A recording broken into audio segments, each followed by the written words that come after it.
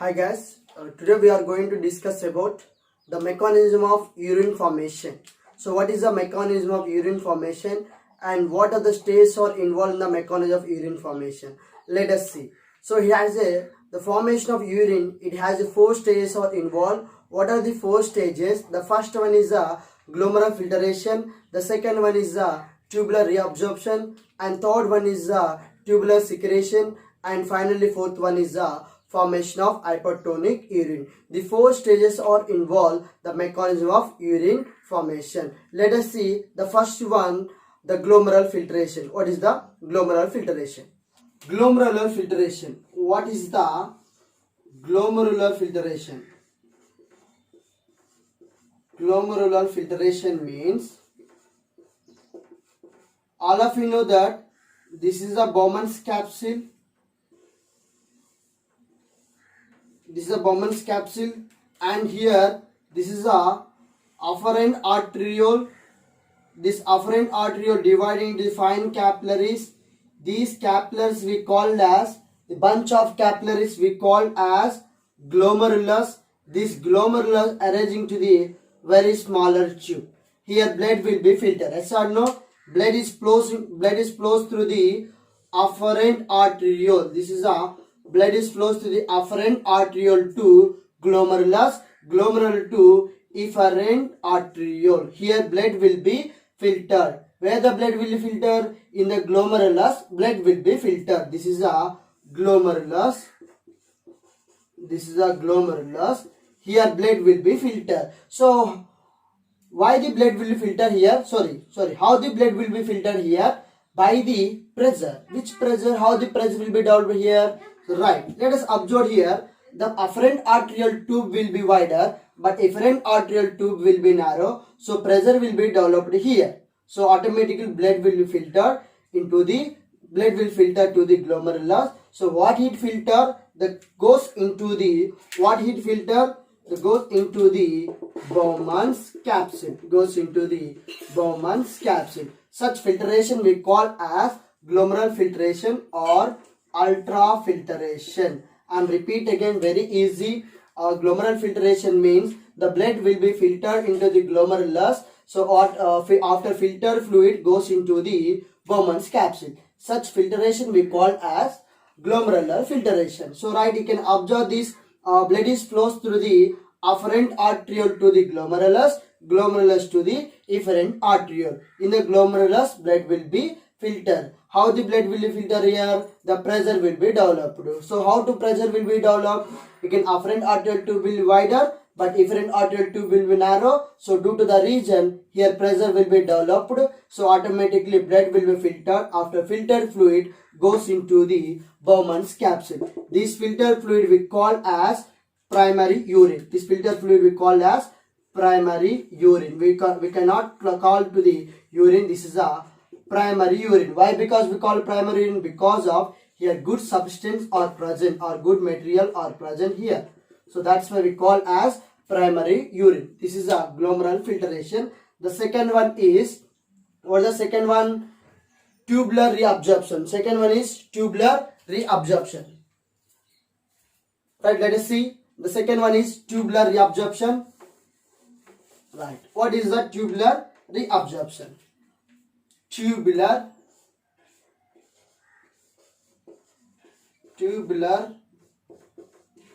reabsorption.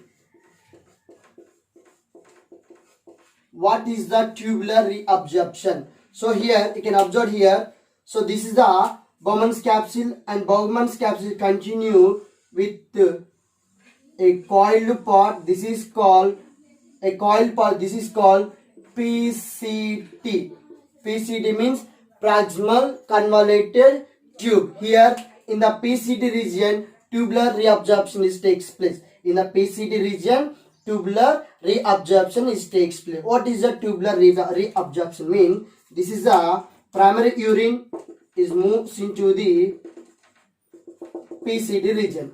In the primary urine, having the good substance are present: glucose, glucose, amino acid, some of the salts, ion like the sodium and potassium. These are all present in the primary urine. This good substance These good substance reabsorbed into the peritubular network. These good substance here in the primary urine having some of the good substance like glucose and like ammonia acid, like sodium and potassium and some of the other things and water. These are all absorbed. Reabsorbed into the peritubular network. What is the peritubular network here? Absorbed here. What is the peritubular network? Peritubular network means this is a efferent arteriole is dividing into the affine branches. These branches we call as peritubular network. This peritubular network is surrounded by the renal tubule. What is the renal tubule? Renal tubule means PCT plus DCT plus loop of Anili. So this is the renal tubule. This peritubular network, what is the peritubular network? This efferent arteriole. Here this efferent arteriole is dividing into the affine branches. Yes or no? This efferent arteriole dividing into the affine branches. These are capillaries. These capillaries we call as peritubular network. This peritubular network is surrounded by the renal tubule. What is the renal tubule means? PCT, DCT and loop of Anili. So here what we know that. So here I am writing down. This is the peritubular network. In the PCT region having the surrounded by the peritubular network. Here all good things like glucose. So here I am drawing here. Observe the arrow mark. The PCT2, the good things are sent into the peritubular network. So this is called tubular reabsorption. Tubular means this is a tubule. Absorption means absorbed. Re means here glucose. We know that 100% is a glucose is absorbed and 100% is amino acids is absorbed and 70 to 70% of sodium, potassium and sodium is absorbed. The next one is 75% of water will be absorbed here. So next, what is the reabsorption? We know that the glucose already absorbed in the digestive process. Here again absorbed. That is why we call as reabsorption. This is a tubular reabsorption. Tubular reabsorption takes place in the PCT region. Tubular reabsorption takes place into the PCT region. The next one is, we are moving to the next one is tubular secretion. What is the tubular secretion? Right, let us see. This is also very easy. We can identify here arrow marks. Next one is tubular secretion. Right. And rub this also. I make a diagram very big.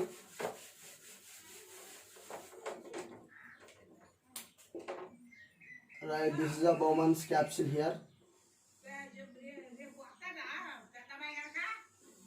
This is a PCT region.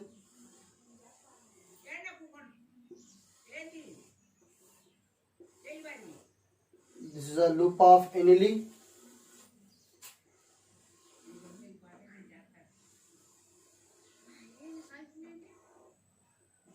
And again coil here. And finally opening into the collecting duct. Here what is the tubular secretion? Tubular secretion means, I make a diagram here. So this is the afferent arteriole divided into fine capillaries. That is called fine cap. This is a glomerulus.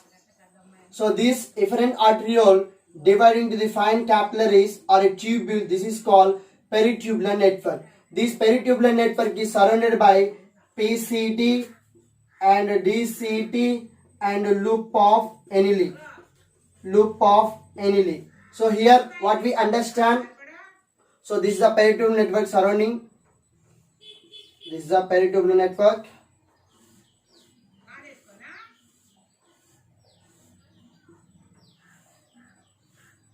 Right. This is the PCT region. The tubular secretion takes place in the DCT region. What we understand here, the tubular secretion. What is the tubular secretion means? Some of the wastes like some of the waste like salts like sodium and potassium, some other wastes like urea, uric acid and creatine. These are all waste material is sent into DCT from the peritubular network. Here what we understand, from the PCT to send into the peritubular network, this is the tubular secretion. Here what we observe in the DCT region, tubular secretion. What is the tubular secretion? From the peritubular network to some of the waste material sent into the DCT. That is called tubular secretion. Then finally, the last one is formation of hypertonic urine. The fourth one is formation of hypertonic urine. Let's observe here. So here, this is the primary urine. Primary urine going to here PCT. Here reabsorption takes place. The next one comes into the loop of Henle. Here, the 10% of water in the loop of Henle, 10% of water is absorbed by the osmosis process. Absorbed by the osmosis process. You can absorb the aroma absorbed by the osmosis process. Again, this primary urine moving to the DCT. Here tubular secretion takes place. It means some of the waste material or waste like this waste salt ions are sent into the DCT from the peritubular network. The finally opening into the collecting duct. In the collecting duct, we have identified the one of the hormone, that is the vasopressin hormone. This, when the vasopressin is hormone activated, so here further urine concentration takes place in the collecting duct. This is a collecting duct. Further urine concentration takes place in the collecting duct. In the collecting duct are having the vasopressin hormone. In the collecting duct having the vasopressin hormone. What is that? In the collecting duct are present in the vasopressin hormone. What is the function of vasopressin hormone? Or when they activated the vasopressin hormone, right? When the concentration urine is passed out,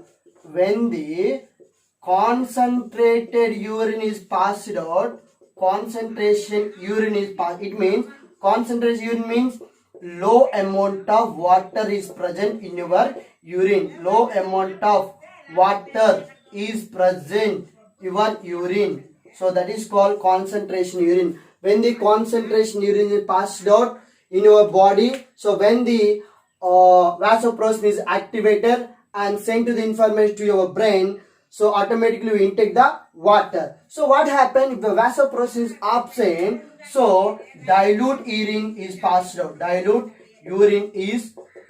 out. What is the dilute urine? Dilute urine means more water is present in your urine. So if your vasopressin is hormone, the more water is passed out in your urine. That is a dilute urine. So it is a very deficiency because of dehydration. Body will be dehydration takes place. The next one is if the deficiency of vasopressin will get a disease, that is called diabetes insipidus. The next one is finally this peritubular network. This peritubular network are connecting to the venule. The venule to the finally connecting to the vein. Here